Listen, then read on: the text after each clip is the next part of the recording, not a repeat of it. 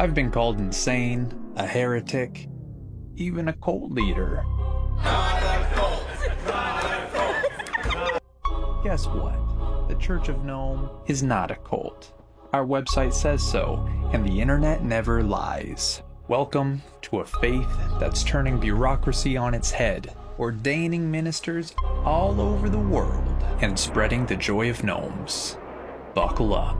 We've ordained ministers in about 30 countries so far, performed gnomian weddings all over the map, and yes, I even wore a certain sacred cap for my driver's license photo. Why? Because if we don't challenge the absurd rules in this world with something even more absurd, who will?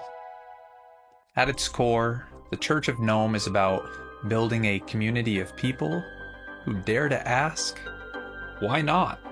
Why not slip a miniature gnome onto a restaurant table to make a stranger smile? Why not do a park cleanup or officiate a wedding wearing a gnome hat? We're not dismissing other faiths or beliefs. We're walking beside them, singing an off-key duet of sincerity and silliness. But when you push the envelope, sometimes the envelope pushes back. We realized we'd arrived as a truly recognized religion when we took our fight to one of the least whimsical of places on earth, the Department of Licensing.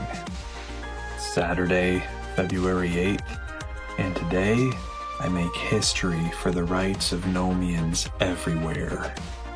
So there I was, treating a trip to the DOL like a prize fight, because sometimes the grandest of quests don't involve battles with dragons or deities. They involve clerks, bureaucratic red tape, and an unwillingness to accept a gnome-based faith as legitimate. I wasn't just shadowboxing. I was preparing for the biggest showdown of my life. Gnome Chief Brandon, today we make history. Will you don the cap with me? Indeed I will. Let's do this. Today's the day that I fight for Gnomians everywhere. I've already battled through the IRS and the Secretary of State. Today I battle for Gnomians everywhere to get your driver's license photo donning the sacred gnome cap. This is for all of you. If this sounds ridiculous, that's because it is. But ridiculousness is exactly what challenges the stale rules that we blindly follow. And I was ready to bust them wide open.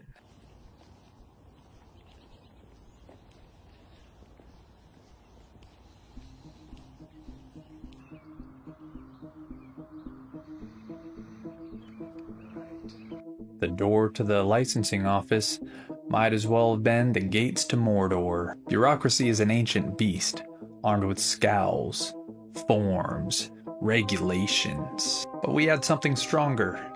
Faith, fun, and some actual legal documents from the Secretary of State and the IRS confirming that we are a legitimate religious organization.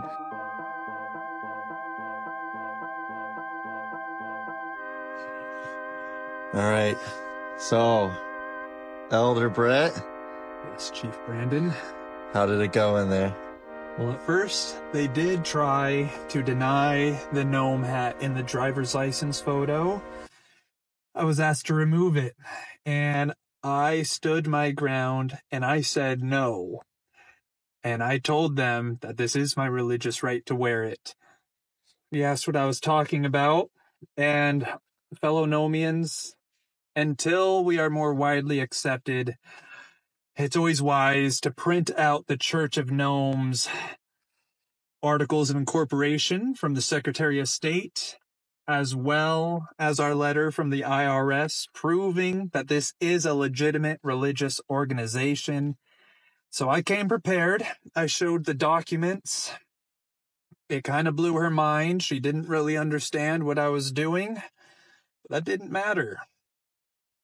They did allow me to to take the driver's license photo wearing the gnome hat. This is a major victory for Gnomians around the world. So in the United States, the battle's been won.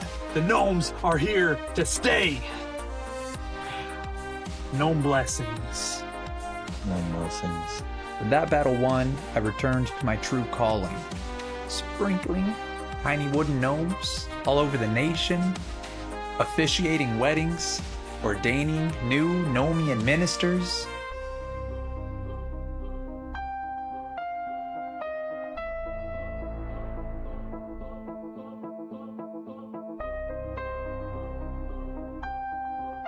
The Church of Gnome isn't just about funny hats and photos. It's about embracing life with curiosity, connection, and courage.